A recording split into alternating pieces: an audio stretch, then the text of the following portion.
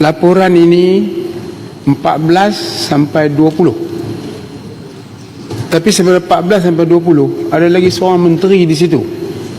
Menterinya ialah daripada Bagan, Menteri Kewangan. Tidak dimasuk dalam laporan RCI. Padahal itu terlibat dengan urus harta jemaah sedang berhad yang melibatkan harta tabung haji telah diuruskan oleh pihak lain. Tetapi oleh kerana saya tertarik hati dengan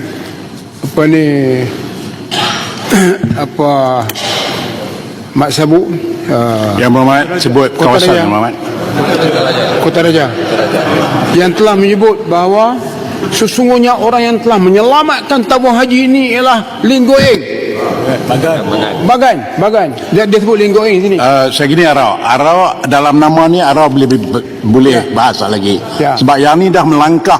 Bukan tajuk substantif ni. Saya nak sebut bahawa RCI ni sendiri. Jadi apa permintaan Arau ni? Cadangannya ialah permintaan Arau apa dia? Bukan nak penerangan. Saya nak tanya apa yang Arau nak minta. Ketua Majlis Arau nak minta apa? Yang telah mengeluarkan